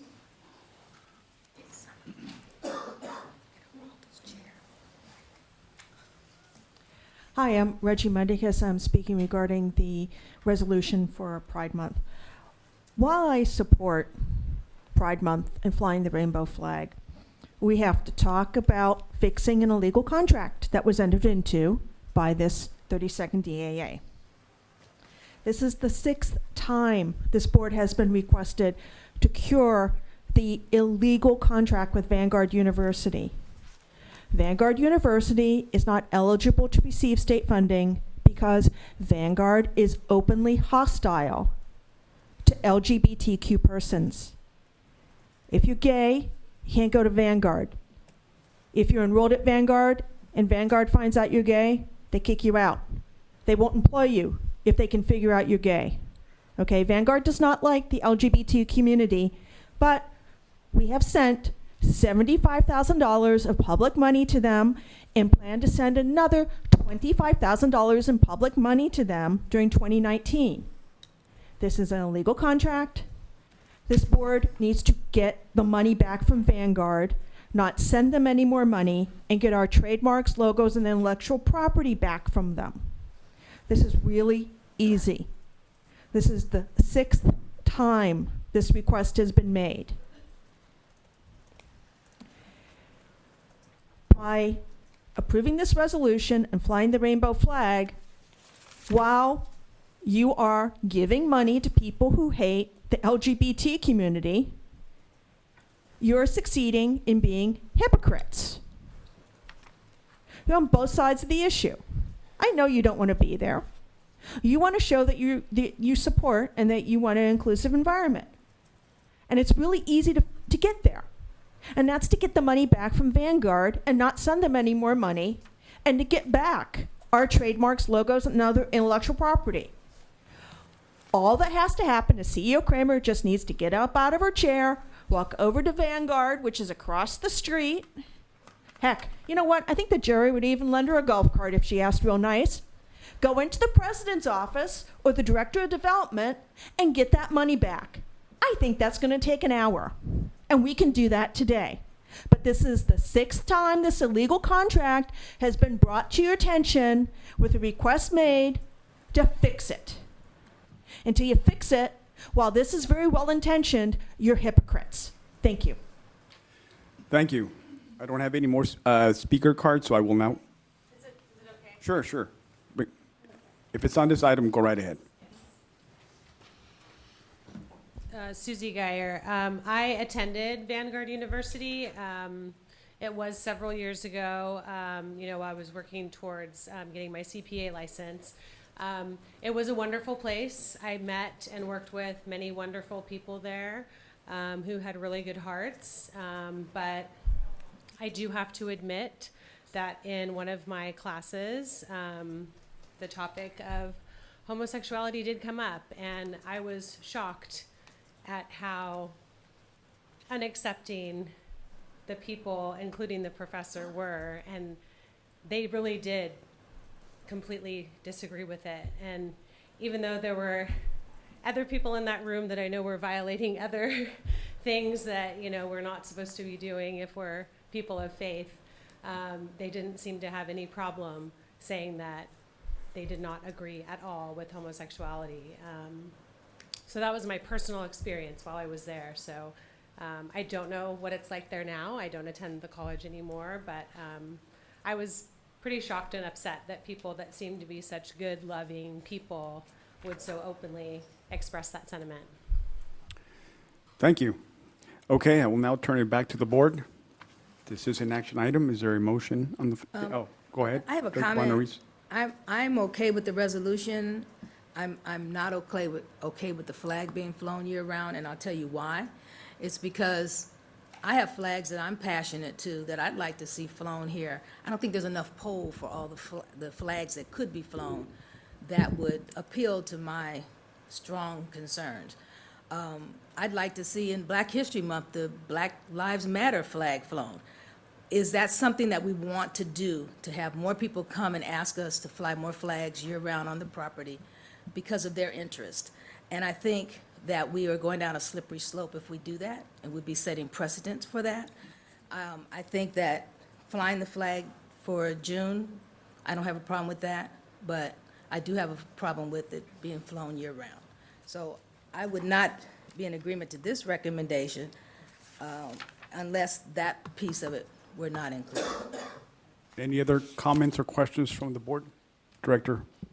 I What? just want to express that I completely agree with what was discussed by Director Myers, and I'd be happy to support it. I agree. I fully support the recommendation being made to have the flag fly 12 months a year, and as well as have June be a representative of this month. So in particular issue, I support this initiative. And I also fully support Director Myers. I would move the recommendation as that we adopt the resolution and move forward with the year-round flying of the flag. I second. There's a motion and a second to adopt the current resolution that's on the table. Roll call vote. Chair Ruiz, Yes. Vice Chair Cervantes. Yes. Director Bonner-Reese, No, and I'll be back with my flag resolution later. Director Moet, Yes. Director LaBelle, Yes. Director Rubicava, Yes. and Director Meyer. Yes. Okay, that wraps. Ken has some point of Go ahead, Ken. clarification. So we want to make sure we get this correct. So a couple of operational questions. The expectation of, there's a couple of different flags. So is it the new traditional that we'll purchase, or is it the Philadelphia second traditional? It's the new traditional, but Okay. I'm happy to look at the Yeah, so, versions if you like. perfect, want to make sure we get that right. And secondly, there's flag protocols and we've been trying to work through what flies where. So there is the opportunity that you can fly a flag under the U.S. flag, and in that case, we have 4 locations: the front of the administration building, the front of the Pacific Amphitheater, both sides of Heroes Hall, and in, I'm missing one. Anyway, 4 locations. If we fly the flag under the OC Fair flag, which is also acceptable, again, make sure we got to double check this. My thinking on that was that the order of precedence that you already have would be, continue to be adhered to, and this would be the lowest order of precedence So of the flags are raised. So appreciate that point of clarification. So in that case, then it would fly underneath the OC Fair flag, and that would be then in 3 locations. which is, again, the front of the administration building, the front of PAC Amp. Gate 1. Gate 1, that's it, thank you. Sorry, I don't know, it went out of my head. So then it would not be flown at the front or rear of Heroes Hall. So just for clarification, we'll get the right flag, we'll double check with you, and we'll have it in 3 locations. I appreciate that. And Chair Ruiz, if I can make one last comment about this. I think for me why it's really important that this flag be flown is because of what it really expresses. And that's not a point of view, it's instead a point of welcoming. And it's a point of everyone feeling included. And that is not necessarily a history at summer fairs. Speaking as a member of the LGBTQ community, it isn't always comfortable when you walk in. And I've heard that from other members of the community.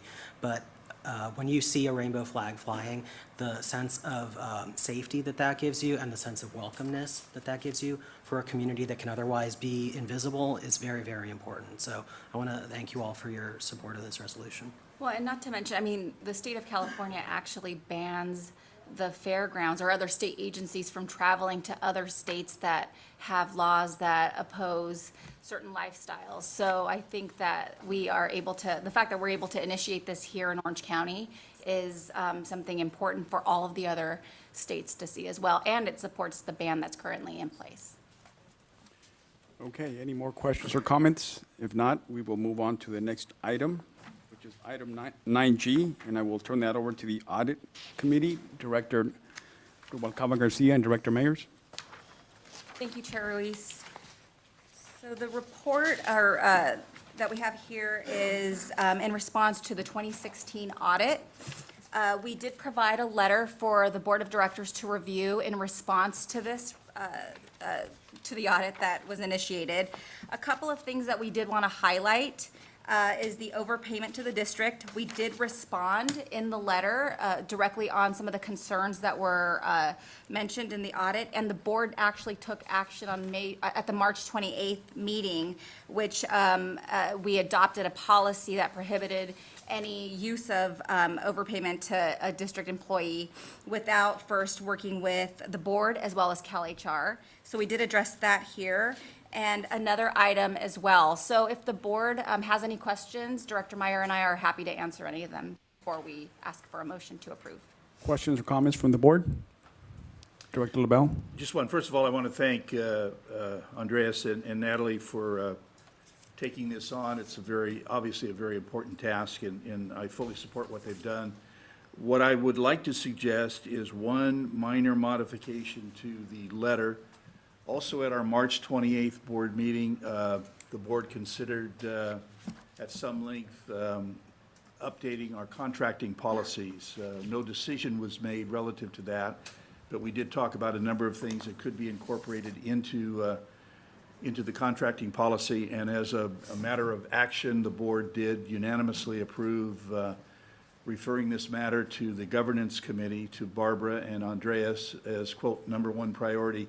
So I think some language, if you could incorporate that into the letter, further explains what we're doing, and we're taking a very conscientious effort on it.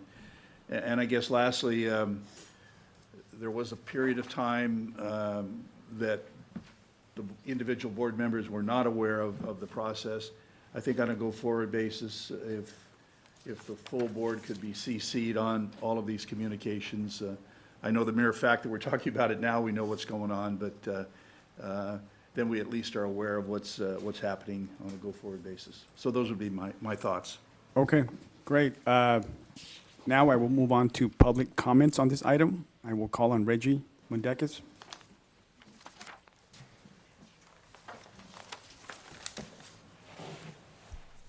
Hi, I'm Reggie Mundekis. I'm addressing the 2016 CDFA audit letter that's being sent. First of all, it's 2019, and we're discussing the 2016 audit, which is only being concluded now.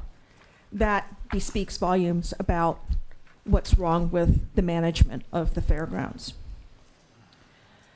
While I appreciate the audit committee stepping up to the plate and trying to be more transparent, we need to stop whitewashing what happened with the 2016 audit findings. The auditors did their job, and the CEO hid the auditor's job from the board and from the public for several years. The auditors found that the CEO engaged in fraudulent activities by paying employees while they didn't have to show up for work. Staff and the board are attempting to ignore the facts that the CEO committed fraud, and that if you're not calling the CEO to account for her actions in committing fraud, either actively or passively, you're part of the problem, not part of the solution. No one's been punished for the fraudulent actions, and everybody is trying to cover it up and pretend that nothing happened. You, as appointees of the governor, are held to a higher duty, and we expect better of you. We ask you, and you need to step up to the plate and use your authority under law to be overseeing the actions of the CEO. And if you don't want to do that, you should be ashamed of yourselves because you're not doing your job. The problems have been ongoing. No one's been held accountable. And holding people accountable will start to end the problems. So hold the CEO accountable. We have problems which don't end, and you as a board have the legal authority and the legal duty to rein in the CEO and end the problems. And if you need the legal citations that give you that authority, I can send them to you. And that authority can be exercised at any time, and it should be speedily to end the problems. Thank you. Thank you. Okay, I will now come back to the board for additional comments or questions before we move on the action item. I would just respond to Doug's comment to say that I think that's a point well taken, and a nice edit that we can make. We will indicate that in our letter that particular issue's been referred to the governance committee. The governance committee has not yet had an opportunity to address it, but it is top of our list as soon as our work gets underway with our consultant. Okay. All right, so is the audit committee in approval of the amendment made by Director LaBelle? Okay, is there a motion on the floor? So moved. There's a motion and a Second. and a second. Roll call a vote. Chair Ruiz? Yes. Vice Chair Cervantes? Yes. Director Bonner? Yes. Director Moet? Yes. Director LaBelle? Yes. Director Rubacava? Yes. And Director Meyer? Yes. Okay, great. Now we move on to item 9H, and again, I will turn it back to the audit committee. So I just wanted to also mention the process that the auditor goes through for the audit findings, which Director Andreas Meyer and I, as well as CEO Kramer, have become very familiar with this process, and Jason Jones and his team.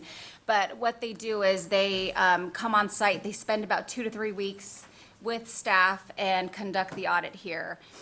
We did speak with them about the timeline in terms of the 2016 and 2017 audits, as well as the 2018. Due to lack of staff at the state level, they were unable to complete the 2016, 2017, and just get started on the 2018 audit. So those are things that we were able to speak to Jason Jones, the auditor, about and get clarification as to how we, the audit committee, and staff could do a better job to address some of the concerns that we have had internally in terms of getting the audit complete in a more timely manner. So back to the 2017 audit. There is a copy of the audit here for everybody to review, and we are happy to take any questions after discussion. Okay, before we do that, I have one public speaker on this item, and I will call on Reggie Mundakis.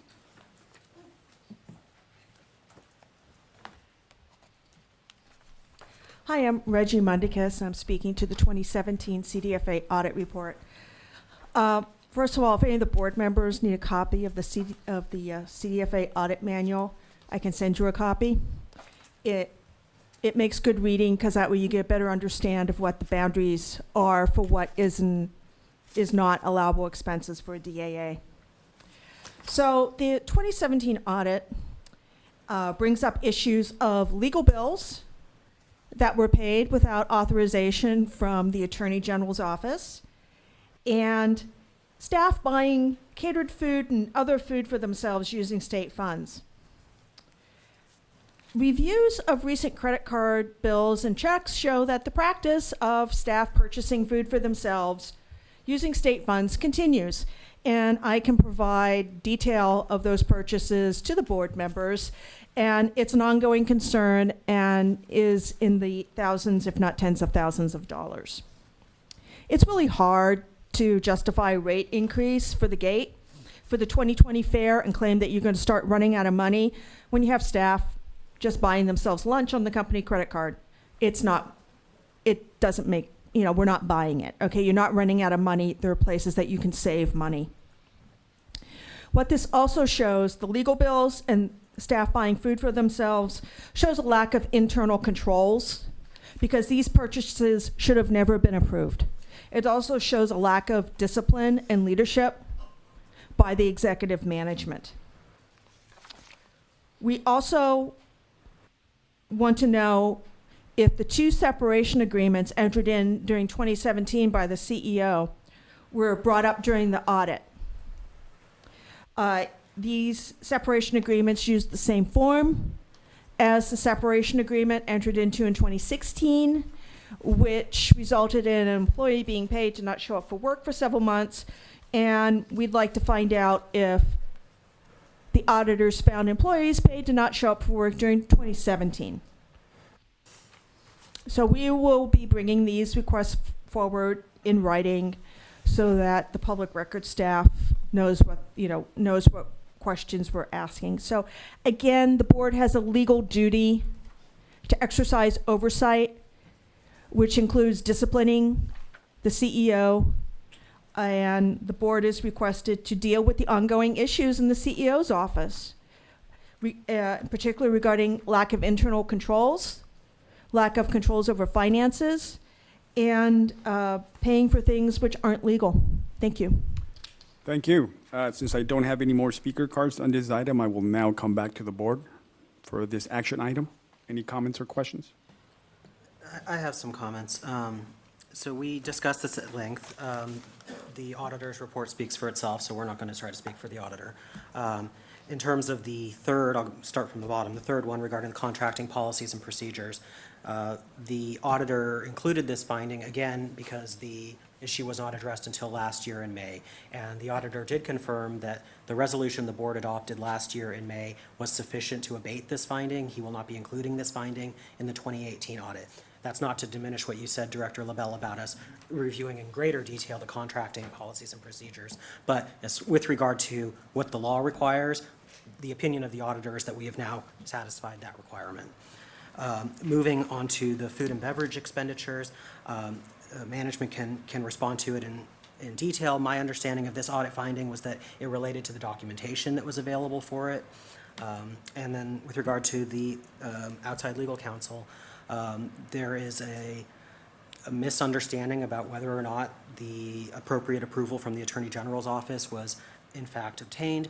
But what I would recommend, and this is something that we could adopt as an action item, is that the board reiterate and adopt as its own policy the requirement of the appropriate statute that no outside counsel, legal counsel of any type, be engaged without the prior written approval of the Office of the Attorney General, as well as the approval of the board, which may require a closed session depending on circumstances for why counsel is being engaged. But I would recommend that as a policy to address the first one there.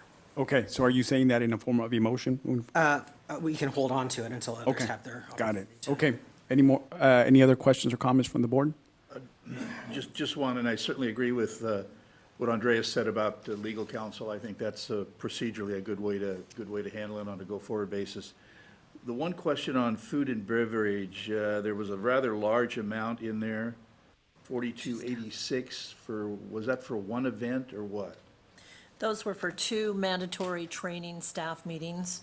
We do them prior to fair. We've been doing them since I've arrived. They are mandatory. We do them at 8 o'clock in the morning, so we're able to capture the overnight shift and get everyone. We roll out many of our training and safety procedures, and it is a mandatory meeting, so that there was 2 of them held. And what was required, according to talking to the auditor, is that What we needed to do from staff was a justification of that. We needed to have the training materials attached. We needed to have clearly indicated on that invoice payment of that, what the purpose of it was. We also, moving forward, need to make sure that we have a sign-in sheet, and every single employee needs to sign in, and it needs to be legible, and that needs to be attached to the payment for this, for the record, so when it comes back in the audit process. I, as one director, certainly have no problem with that at all, if it's just a procedural thing to make sure that we're This crossing wasn't the T. everybody going out to No. Right. lunch and getting drunk and having it paid for by the fair. That's not the circumstance. What we lacked was documentation, and what we understood from the auditor was that with the appropriate documentation, these expenses could be perfectly justified. And this is in public agencies, well, any agency for that matter, but this is not unusual. You know, when somebody comes in for mandatory training, or you do an employee recognition program, whatever the case may be, this is something that's very, very common, and I certainly have no problem with it. I guess we just need to cross the Ts and dot the Is, so. Okay, great. Any comments, Kathy? And if I may speak to the outside legal counsel, this matter was, this was about timing. This was when we were in the transition from having private legal representation into going into, in fact, we're still Josh's predecessor, Deborah Fletcher. And so in that transition, moving forward, once Josh and team came on, we have many times used a documentation and have followed this process to the T, I might add, there's some occasion that the AG's office is not able to help us with trademark, things like that. So we have been 100% in compliance with that protocol. This was in a transition, and not that it's defensible not knowing, but it kind of is. I would have had no knowledge prior to my arrival, because we had always had private outside counsel, and that's who I contacted, was the private outside counsel for this services. Okay, great. No more questions or comments? This is an action item. I think the one other comment I would make is kind of a global comment, is that I think what we're talking about here is exactly what Doug mentioned about crossing our Ts and making sure that we've got all the proper paperwork on file, and recognizing, of course, in the course of a transition, it may be that certain things fall through. I do think that we should give thought, and it's something that I'm reflecting on, Natalie and I have been discussing, about whether we need an additional resource to ensure that we are achieving compliance and being in compliance in real time, and not discovering problems only at the point that there's a compliance review conducted by an outside auditing firm. And I'm not prepared yet to make a recommendation. I don't know if somebody else is, but I do think that that's something for us to give some serious thought to, and determine whether we're resourcing a very important function appropriately with regard to compliance. Okay, great. Since this is an action item, is there anyone prepared to make? My motion is that we adopt a policy that outside legal counsel not be engaged by the district without the prior written approval from the California Department of Justice, as well as approval of the board. I second. There's a motion and a second on the floor. Roll call the vote. Before the vote, can I add one thing?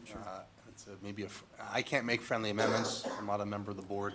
But as Director Meyer was talking this through, there is also the requirement that the district get the approval of CDFA to use outside counsel. It's a separate process. Our office typically is not involved, but I know in the past when other DAAs have requested approval from our office to use outside counsel, say, for example, an IP issue, they've also gone through a process to get approval through CDFA. So I leave it to Director Meyer as to whether he wants to modify his motion to incorporate that small piece. And but I would apologize for, I don't think I've ever raised this issue with Director Meyer in our discussions on this topic. It's something that just came to my mind as I was sitting here, and he was indicating what the motion would be. Okay, Director Myers, are you okay with that amendment? I'd like to know for sure what the requirement is before we put it into a policy, I think. How about we approve those two being requirements that are in place, and the audit committee will take under review, nailing down what remaining CDFA pieces are. So we can refer that piece back to the audit committee. Got it. So that's a motion then? Yes. Okay, there's a motion on the floor. Is there a second? I just want to, yeah, she said, Sir Cervantes, since CDFA is in the room, if that policy exists, we don't have to delay that. Can you concur with what Josh just said? And if so, then I would do a friendly amendment to add it. Well, there's a motion on the floor right now. There was a second. But you can do an amendment. We would have to vote on that amendment But I don't want to make it yet. If it's something that you're not concurring with, Mr. Quiros, then I wouldn't do it.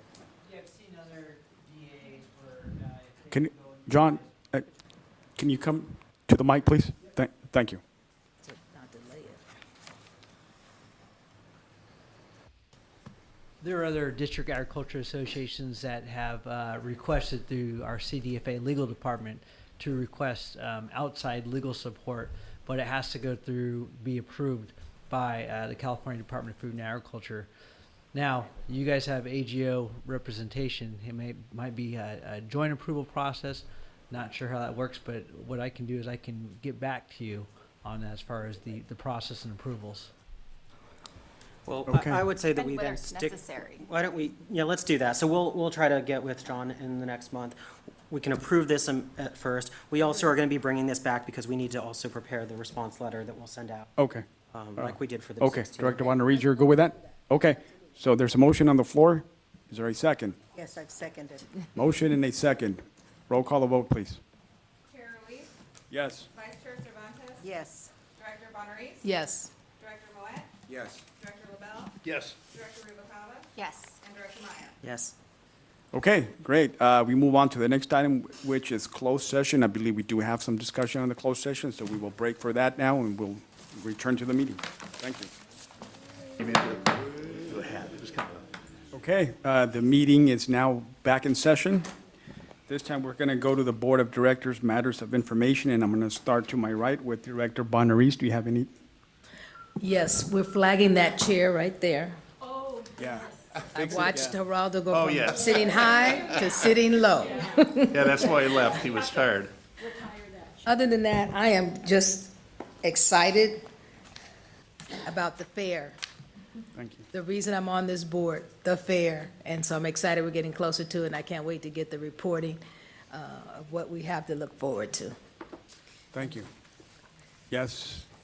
Josh, do you want to bring? Do you want to confirm for the record whether or not there's anything to report out of closed session?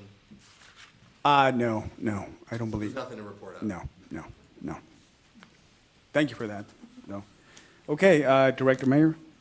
Not too much to say, other than that I am extremely excited about the fair. I am so looking forward to, yes, like Barbara said, the very thing that we're here to do. It's one of our core functions. It's, when you look back under the statutes, one of the earliest things the DAAs were formed to do was to put on an annual fair, and I'm very excited about it. Looking forward to it. Great, thank you. Now to my left, Director LaBelle. Again, I'm looking forward to the fair. This will be my 9th, I think, if I count correctly. Also, it's been a tremendous experience this whole period of time. At the last board meeting, I did make a comment that if my grandson's baseball team won their last 2 games, they would go to CIF. They did win their last 2 games. Corona Del Mar Sea Kings. They played Villa Park in the first round, and unfortunately lost 2-1 in the bottom of the 13th. Oh, man. But, What a bummer. and my grandson was interviewed by the Daily Pilot, and he made some very, he sounds like a 30-year-old adult, you know. It was really, really very good. So they had a good season. I'm proud of him for that. So with that, Congratulations. Thank you, congratulations, yes. Director Rubalcaba Garcia, do you have anything to add? A couple of items. So I just wanted to first thank staff and everybody here. One of the things I want to say is I'm aware that this is not the same leadership team in place as 10 years ago. And I have to say, I have full faith and confidence in our CEO and our staff, and I think it's important that the public is reminded that it's a different group of people here. And although I appreciate many of the comments, I am also grateful for those who were able to fight to keep the fairgrounds here as a public agency. So I know that was mentioned earlier, but I think that I can speak on behalf of most people here that we're all grateful that they were successful in that endeavor. But one of the things I just wanted to highlight as part of that is Somebody mentioned something about being respectful and that we should be respectful in our process here. And I take what I do very seriously, and working with many of you, I know that you do as well. And I would like to urge the public to also work more collaboratively with us and less accusatory when they are addressing the board. And I think that we could be more productive together. So that's all I have to say. Great, thank you. Thank you. Well I said. concur. Well said. Vice Chair Cervantes, do you have anything? I agree with everything Director Rubalcaba said, but also excited about the fair and wishing a happy Father's Day for everybody next month in June. Thank you. And I just wanted to close also by thanking the staff, really excited as well for the fair. And I wanted to thank the board for the decision that was made today to fly the LGBTQ. And the reason I say that, this past Sunday, 25 years ago, I lost one of my brothers to the HIV virus, who was gay. And it really makes me proud to fly that flag now, because 30 years ago, they weren't as welcome as people are now. And I just wanted to thank Director Mayers for taking the lead on this. And I'm really proud of this. Thank you. Thank you, everyone. Thanks With for that, sharing. I don't have anything else. Do I hear a motion to adjourn? I move that we adjourn. Motion and a second. So move. Meeting adjourned. Thank you.